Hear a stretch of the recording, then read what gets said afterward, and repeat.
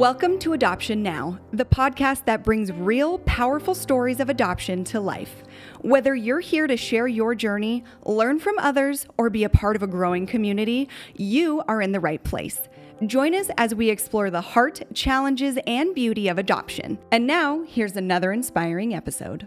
At the end of the day, I choose you. Hi, welcome to Adoption Now podcast, telling your adoption story. I'm your host, April Fallon. It's season 8. Yay, we made it. We didn't know if we were going to make it. Here we are. If you're new to Adoption Now, my husband and I are the adoptive parents of 4 children. But as you know, we said yes to 7 placements. So we have experienced the joys and challenges of adoption in the last 14 years.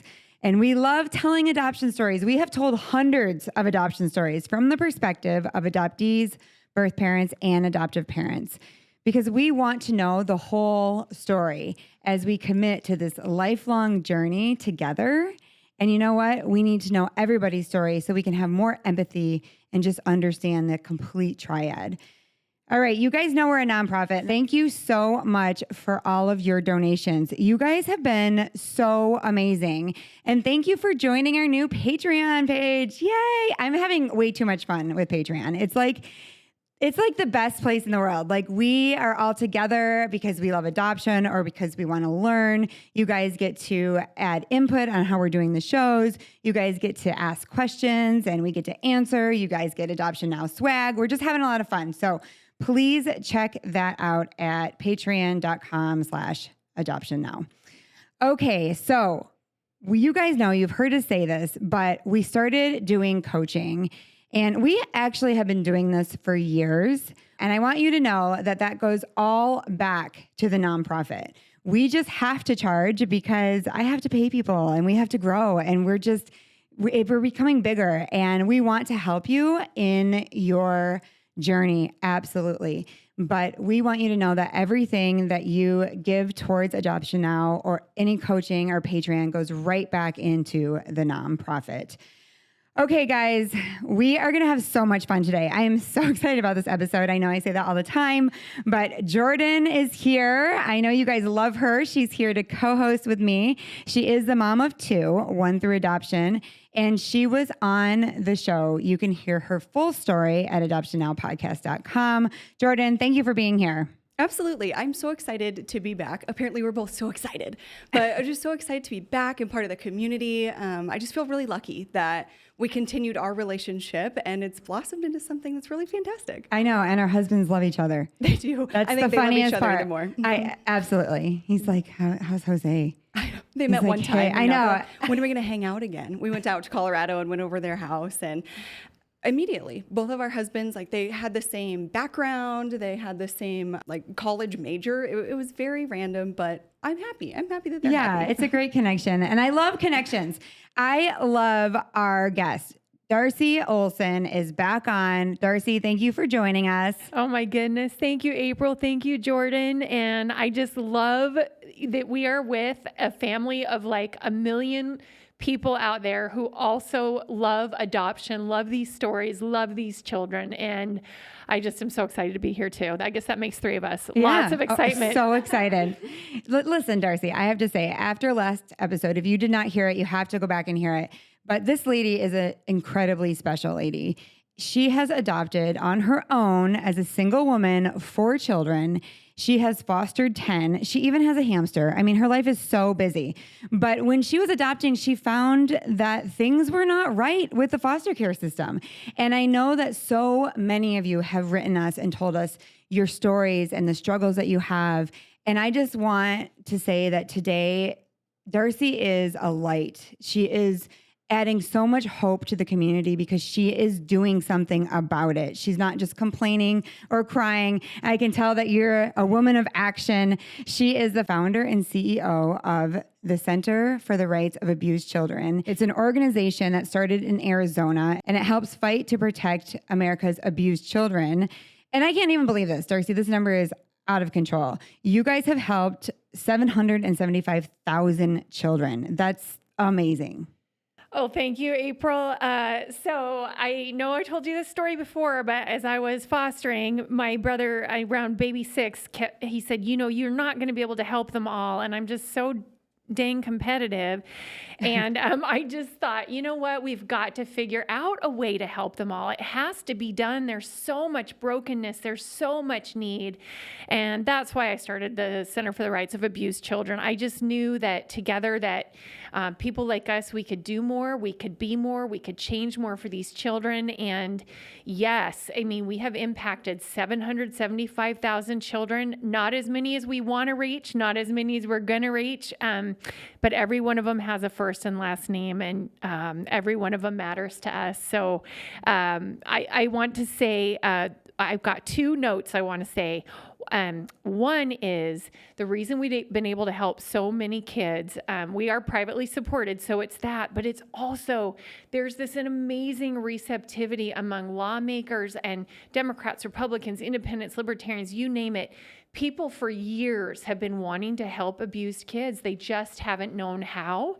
And so we send them these ideas and they just go for it. And I mean, I have never seen, it's like a picnic. There's so much love and all the negativity on the national, political space. None of that is in our space right now. And it tells you that we are Americans. We are truly good. We love kids. We all want them to be safe and loved. And my second note, and I can't forget this because there are a million missionaries listening to this right now. I am, April, a single mom, but I would like to be a married mom. Whoa. This is a dating episode too. You're so surprising. Swipe left. Yes. And so I need someone who wants a +4 and just thinks that is an incredible asset. So if you know the right man who to be part of our family, you reach out to April. She'll screen you. There you go. But we are on the lookout. I'm waiting for the DMs to start flying in. I At adoption now. You are so funny. Oh my gosh. I remember when I was adopting, I was working for Channel 4, CBS, and my boss said to me, if you keep adopting, first of all, you're going to be like the old lady in the shoe. And secondly, if Noah passes away, no one's going to marry you. And I was like, what a weird thing to say. But then I was like, is that true? No, certainly not. Certainly not. Look, having all those children screens out the bad ones true. Right away. That is right very away. true. So I do. They're helping you. They're helping me out. The kids are helping me out. Okay, so this is really cool how everything worked out. So Jordan, you have interviewed Darcy before, and when you were interviewing her, you were in the early stages of adoption. And I remember listening to this and thinking, oh my gosh, Jordan has changed so much. We're going to talk about your story and how you were feeling when you first talked to Darcy, and then how you feel right now after you brought home Mila. Yeah, I do feel like a completely different person. And so I'm happy that I get to talk with you again, because it is like coming into motherhood regardless is going to change you as a person. And I have an older child, but adopting is something that we didn't necessarily have at the forefront right away. But we're super grateful for it because of this community. And I think the thing that drew me in was I didn't see a whole lot of people that I felt I could relate with in the adoption space. And again, that's just my ignorance, before all of this. And April made fun of me because I said that love heals everything in our, I'm still an advocate for love. Yes. Maybe not and heal. so are we. Yes. So are we. Maybe not. You know what? You said it best last episode. Love is an action, and children need love 100%. Is it the answer to everything? No. But it can compel you to find the answer. It sure can. And that's what I've told so many people. They expect this feeling to be there immediately when they bring in a child. And I say, no, love isn't, if you're 16, love might be a feeling, but as a grown woman, love is the action you take, right? It's the protectiveness. It's the love, the devotion, the commitment that you give. It's in the giving. And I do find also, though, after you do the actions, those feelings end up coming, though, too. It's so true. It's so true. So you were not wrong, but I could just hear in your voice that you were like, this is going to be so great. And your story, let me tell you, it wasn't bad. Her story was pretty picture perfect. I mean, If there's we such a thing. Mhm. talked about how not every story has to be just a completely bumpy road, but you did have things in there Yeah. that you didn't know, right? And Yeah. one of the things was the expense. The expense, yes. And I think that that's something that is covered. People don't talk about it. And I feel like more should, because it's part of the process. And we went through private domestic infant adoption and pretty picture perfect, if there is such a thing. I think I spoke with you probably a year and a half ago, and we're just starting to get certified. We're doing the home study. All in all, I had that baby in hand by July 2nd, she was born. And so the process, we started in probably February, but we went over the course of a week from matching with birth parents. We were certified, matched with birth parents, and then Mila was born. And we love the birth parents. We think they're fantastic. They're so complimentary of us. We have a decent relationship. There was no drug or alcohol exposure. Everything was just almost too perfect. I kept waiting for the dice to fall, and they haven't. And now she's a year. She turned 1 in July, and she's the best. She's so cool. That's 2. My son was wild. So I was ready for a really cool kid, and it could have been anything, So biologically, apparently, we don't have cool kids, but we brought in Mila. What do you mean? Avery is so cool. Do you mean chill? Yeah, maybe chill. Okay. He's cool. Yeah, but he is wild, and he required a lot. And so it took us until he was about 4 for us to even want to bring in another child into the home, because he required a lot, and we weren't ready yet. But Mila sleeps through the night. She slept through the night really early too. She eats whatever. She goes along with the flow. She's funny. She's cute. She's great. Wow. So you're like the parent who I don't ever trust. Like when someone tells me I have 4 children and they're all wonderful, I'm like, you cannot be telling the truth. Well, she's only one. She's True. only one. My kids are young still, and so there's time. and she has the face of Lily, right? yes. So I can see in her little eyes that she is going to be giving Jordan a piece of her mind. Like even when you were go to fix her hair, and she kind of looked at you like, I don't think so. I don't think so right now. She's definitely starting to Please come into don't. opinions. Yeah. It's so cute. It's so funny. She is chill, but tell the camping trip. Oh, let's talk about 2 kids. We also need to talk about that too, because I don't know how either one of you have 4. Both of you are just saints, because, you asked me if I wanted any more. I was like, no. 2 Immediately, awesome. no. Yeah. And we're set there. We went camping over the summer in Colorado, and Mila is 1, but it wasn't that cold, and the boys were going to stay in the tent, and Mila and I were going to sleep in the back of the car. I thought it was a pretty cozy setup. She screamed and screamed and screamed and screamed until we gave up at 2:30 in the morning. Packed up the campsite. My husband and I had little flashlights on our heads, put the kids in the car. At that point, Avery's crying too, because he's upset and it's the middle of the night. Packed them all up, drove down the hill. And we're like, well, we're never doing that again. The girls will be in a hotel.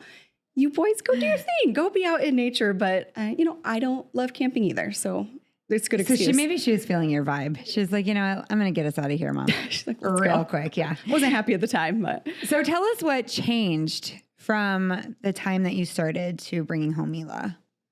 What do you feel like is the biggest change, I should say? I'm just so much more aware.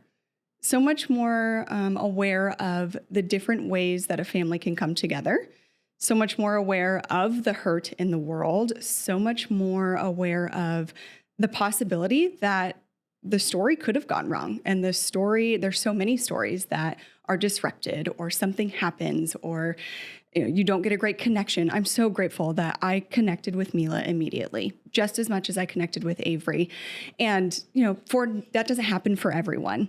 So I'm really grateful for that. And I think my eyes were just open to how many kids are out there that need a loving home, whether it's through foster care, whether it's through adoption.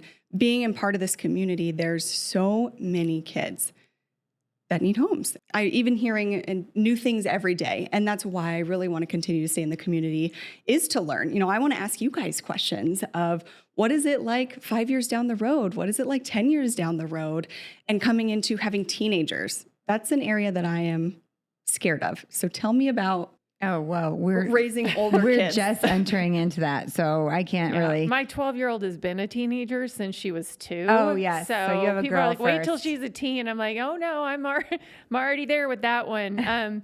But yeah, I think with parenting, what you're saying, these changes that you've gone through and the things that you've seen, we don't, until we go through this, we don't know what we don't know. And one of the big things that changed in me is I was always so judgy about, like, if someone's kid just kept crying and crying and I felt like they weren't doing enough to try to soothe them until I adopted an infant that was almost impossible to soothe, right? Because of the opioids. So it's made me so much more forgiving of what I see.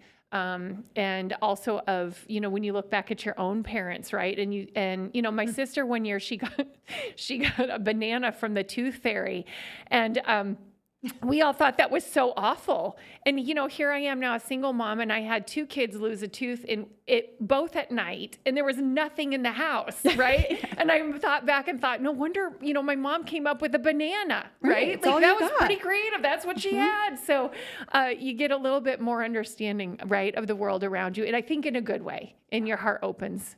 Let's talk about open adoption. That's one thing that has really changed you, is that you have an open adoption. And so there is this other person involved. Although you say that you love the parents, that's been a little bit challenging. Yes, I think open adoption was a concept that I was really nervous walking into. I think what I knew about adoption, most of it was closed. And something that I was nervous coming into was, will I feel like her mom? Will I feel that I am Mila's mom, even though there is this other person, and she's birth mom, but I am the one day to day, and I am raising her, and that was a fear for me before going through all of this. So now I do think that having a good relationship will be beneficial for my daughter. Mm-hmm. And we've met with the birth parents since our interview, we've met with the birth parents, and upon their request, they wanted to meet her before they moved. And that made me really nervous too. I was sweating from head to toe. I told my husband, you're the one that has to talk, because I know I'm going to get weird and chatty. And so he's much more put together, I guess. So we met them at a coffee shop, and that changed me too. And when you talk about being more understanding, we figured out that there was a lot more in common between my husband and I and the 2 of them than we ever imagined. Mm-hmm. My husband grew up in the same neighborhood of the birth dad, and they played youth sports together. Isn't that crazy? Wow. Yeah. South Tucson's, of all the places in the world, and They're both from South Tucson. So it was interesting, and it softened me, because I didn't want to be judgy either, but I think that there was an element of my walls were up, and what are they going to look like? How are they going to treat Mila? And it ended up being a very comfortable conversation. It was about an hour and a half. And I think it solidified for all of us our places in Mila's life, especially for me. That was the biggest thing that I walked away from was, oh yes, I just felt more confident in I'm her mom, and her birth mom is her birth mom and plays a role in her life as well, as long as it's safe. But it made me walk away maybe appreciating her background too, and understanding Mila's background, even if it was for a very short period of time, understanding what her birth siblings and her bio siblings, I think about them a lot and the life that they live. Right. And we've chatted before about the feeling guilty and the guilt of the one that was adopted. And that's something to start thinking about too. And luckily she's young enough that we don't have to have those conversations quite yet, but I'm starting to think about it, of how do we talk with her about working through those emotions, because she was one of 9. She would have been the 9th child. So how do we chat with her that there were 8 children that they chose to parent, and on the 9th chose not to? So those are just new things that never crossed my mind. Hey there, listeners. Did you know that the next 30 seconds could have been yours? With over 1 million downloads, advertising with us is like having a VIP ticket to the biggest adoption party in town. Sound like the perfect spot for your brand? Let's come together and make a difference. Email info@adoptionnowpodcast.com to get started. Join the Adoption Now Patreon community and be part of something extraordinary. Your support helps to fund crucial projects, empower families within the adoption triad, and make a real impact. With exclusive content, behind-the-scenes access, and special perks, you'll see firsthand that taking the next step with Adoption Now brings you a deeper sense of connection on your journey. Learn more at patreon.com/adoptionnow. You know, I think it's very brave to meet birth families, and I'll say this: of the 4 that I adopted, I'm close now to 2 of the bio moms. I call both of them God sisters. I'm so grateful that they brought these children into the world when it was, in both of their cases, it was quite a struggle. But I also want to speak to the flip side, which is. And I think it's okay. And I think in the adoption community, it helps to get used to the idea that you can hold 2 competing ideas at once. I mean, I both love these women, but they also walked away from my children. And so the reintroduction of them into their lives, I am allowed to be nervous that they might walk away again, or they might use drugs again, and they might not be there, and they might hurt my child, right? And so I think it's okay to feel both that you love them, and you can love your bio families, and you can also have these concerns, and those things can exist at the same time. Yeah. The dichotomy, we love that word, where 2 things exist at once. One of the things I want to say about open adoption, I always ask this question about walking away. That's really interesting that you brought that up, because we think about open adoption and the commitment that you make, right? So when you're signing paperwork in private infant adoption, you have to say yes to open adoption. You don't have the choice. As an adoptive parent, they have the right. So they can close it, but we cannot. And all agencies are going to train you like that. And so you go into it learning everything about it and trying to be just like in it and there and accepting, right? And I always say, when you're making a commitment and mom says that she wants to see her child once a year and you're going to commit to that, is she going to commit to that? Because we worry about adoptive parents keeping their end of the bargain, but they have to keep their end of the bargain also, because if the child is used to birth mom showing up and all of a sudden she's like, you know what, I'm going to go on with my life and move on. And then child is just left there like, why doesn't she want to see me anymore? Right? I'll add to that. You know, I was talking to one of my many social workers with these kids, and she said to me, the most common thing I see is birth mom in the very beginning wants. And by age 5, they've walked out again. And so, you know, I have, with the bio moms that I'm now close to, you know, I've had this conversation. I'll just tell you one. We'll call her Anne, and I said to her, "Look, you know, because you're passed with drug addiction, and you know, I hope you stay sober. But I want to be honest with you. Like, you and I both know that it could happen again." And she's like, "Absolutely." And I said, "I don't want to take the risk that you're here for 5 years." And you walk out. And she said, "You know what? I don't want to take that risk for him either." Mm-hmm. And I thought, that's a mother's love. Yeah. Mm-hmm. That she's willing to recognize that it's not just about the adoptive and bio mom, right? It's about that child. Right. And being there consistently for that child. We're making a choice for that child, and someone can walk out again.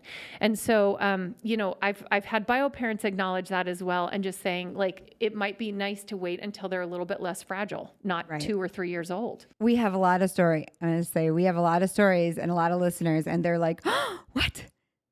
We go on vacations. Like, we have families that go on vacation with biological parents. They go to Disneyland together. They do Christmas together. They bake cookies together. Their relationship is like best friends. And that is something that's amazing when you can adopt the whole story, right? This girl might need a second set of parents herself, and it's a great opportunity. But we're talking about a different type of biological parent where you have to really navigate that. It's a little bit different through the foster care system, and you have to be protective. And like you said, I love this. Everything boils down to what's best for the child. And you as a mother, you have to navigate that. I want to say one thing about when you met the mom and you said that she was so nice to you, right? And she was so complimentary. Is that the word? Complimentary? And she Complimentative, complimentary. compliment to you. I don't know. Nice. She compliments And me. that she complimented She you. gives me compliments. She's so nice with her compliments. She is. So my kid's birth mother, we have open adoption, and she sent me a Mother's Day like meme, and it said, "Happy Mother's Day, you are the best mom ever." And I was like bawling because that was better than anything else, that she thought I was the best mom ever to raise her children through the pain that she was saying that and even acknowledging that. I don't know. It was huge for me that she chose me, that she picked me, and that she was also saying, you're doing a great job. And this is like an interracial, right, situation as well. These kids are African American. This is an African American mother telling me that I'm doing a great job. It meant so much to me. And I thought even about Jose when he came over, your husband, and he said that talking to the birth dad, he recognized, because they were raised in the same place, they were really only 2 steps, he said, away from being so similar.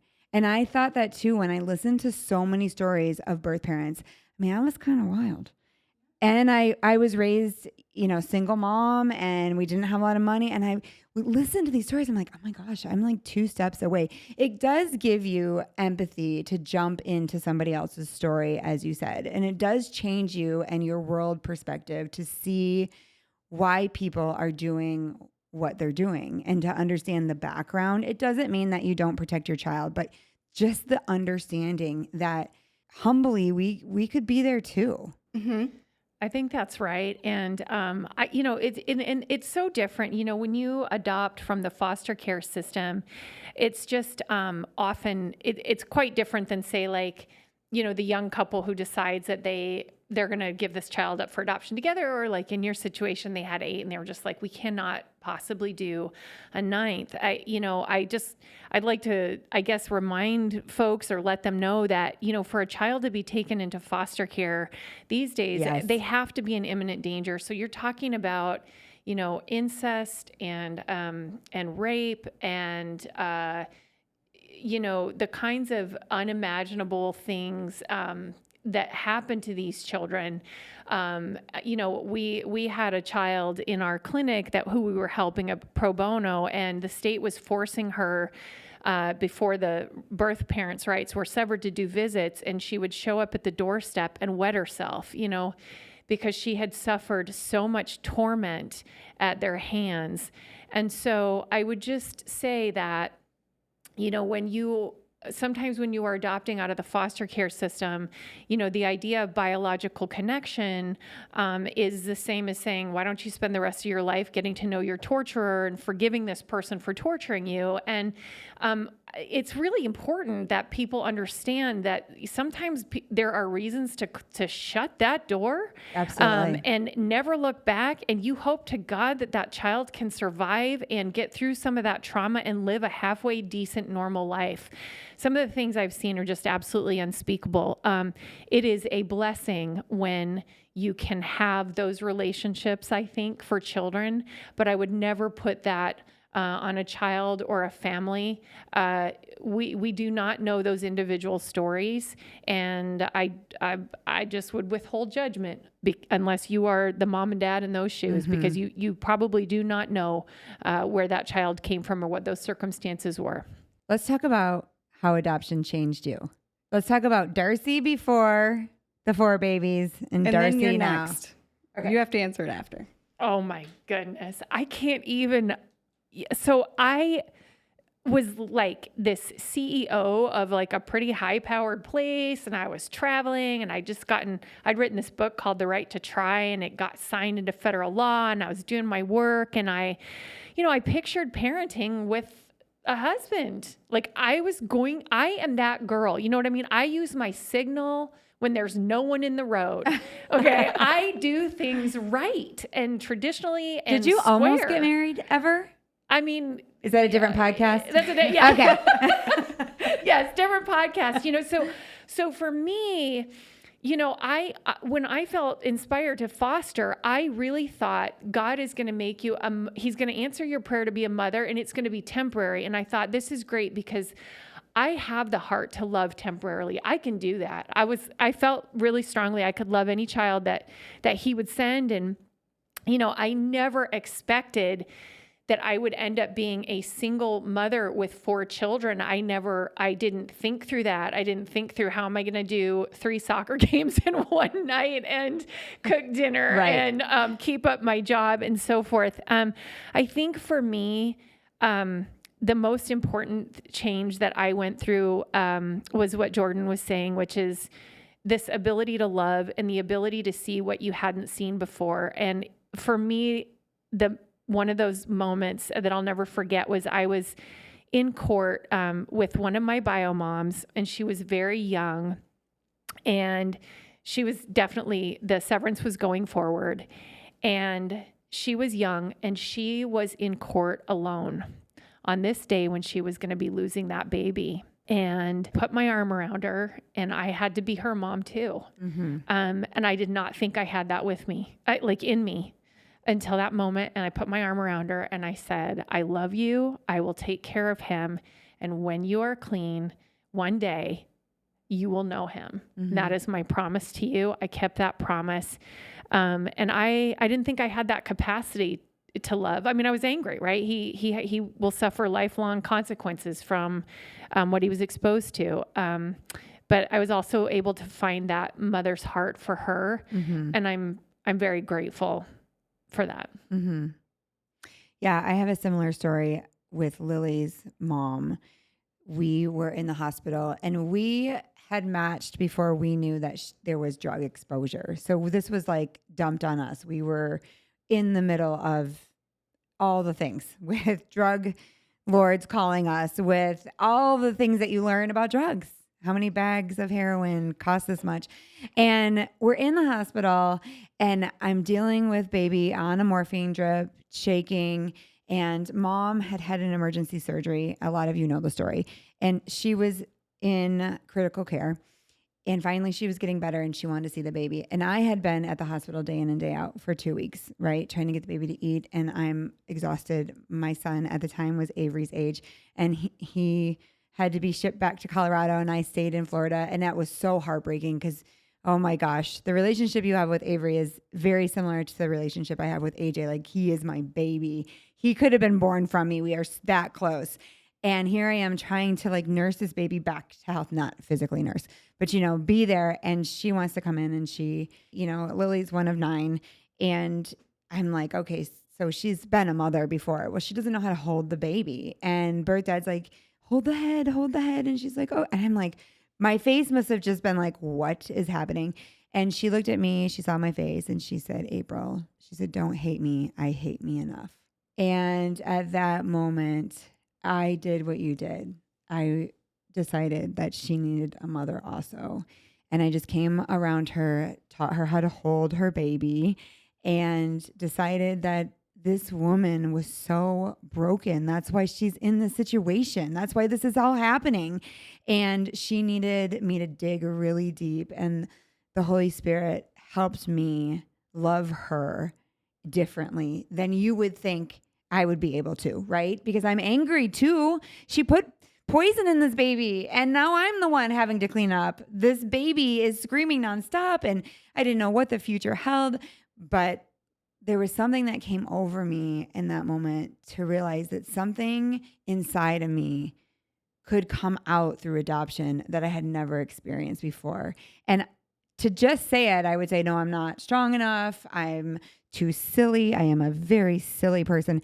And, serious things are really hard for me. And I wasn't even good at taking care of a plant. Like, I can't do this. But what was being drawn out of me through all of these adoption stories was something that was so God and so not me. It was beyond me. And I was taking a front stage or front seat to the whole thing unfolding. And I got to be somebody that I didn't think was in there. And I tell that to moms all the time in the coaching sessions that we have.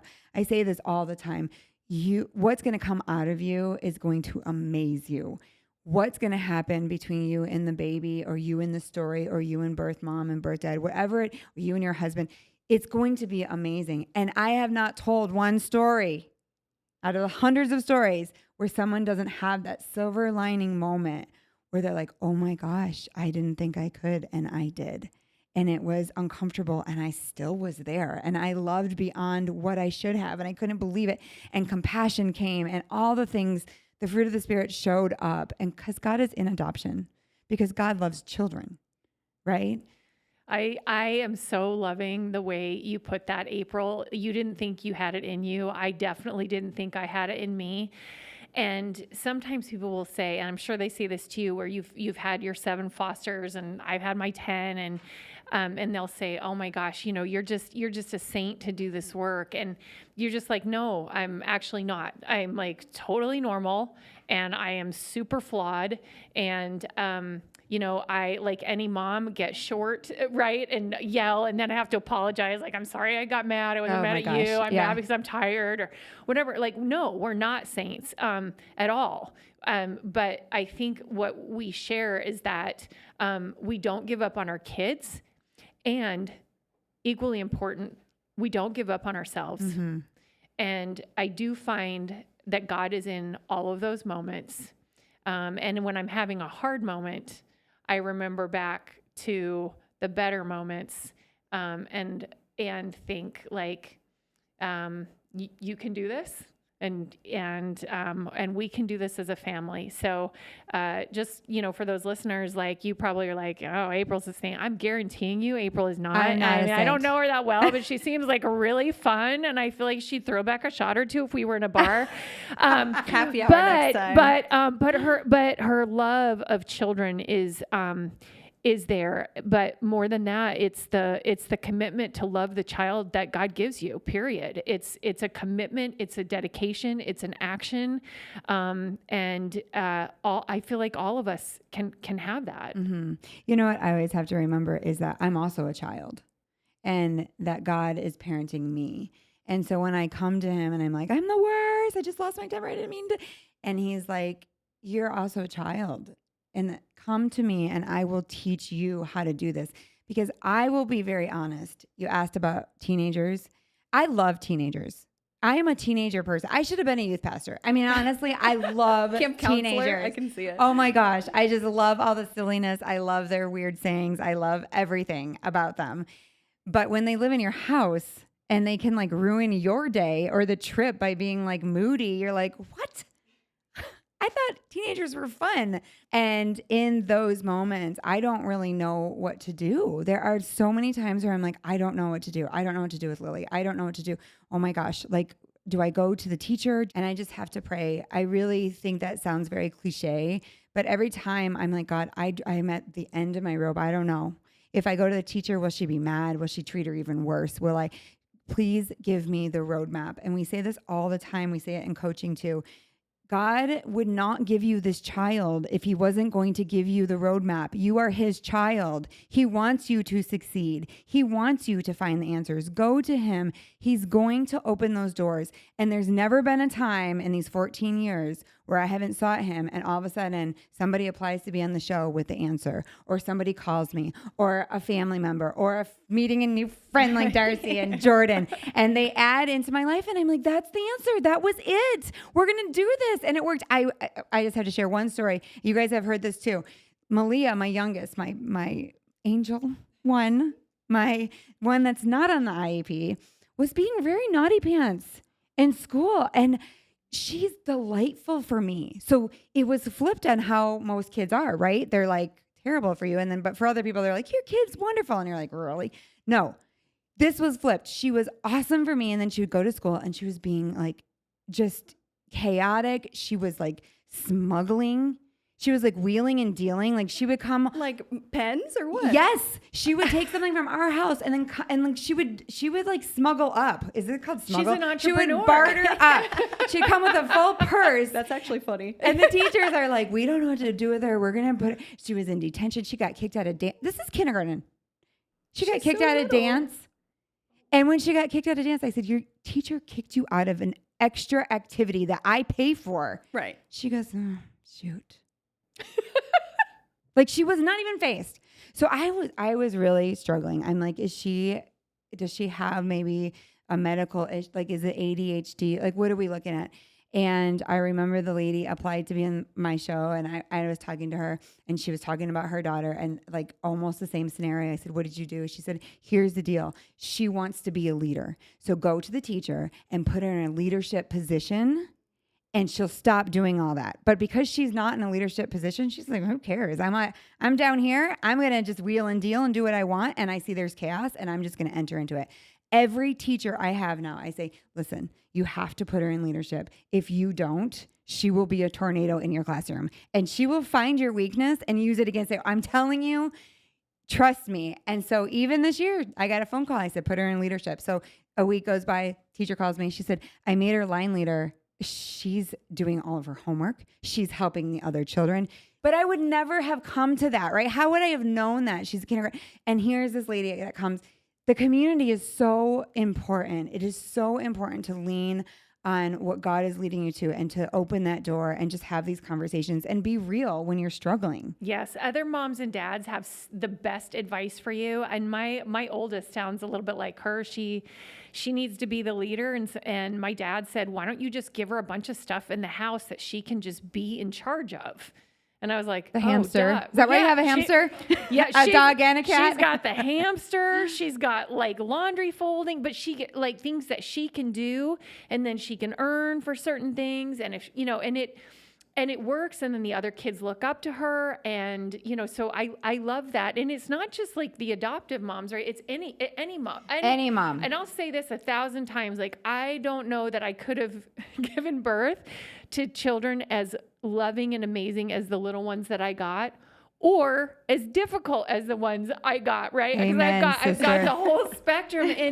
And that's any biological kiddos too. So any mom, just talk to any mom. We're all there to support each other, and dads too. I'm not trying to exclude the dad. Remember, just going back to the beginning, I'm trying to find a dad. Yeah. So I'm very pro dad, very pro dad.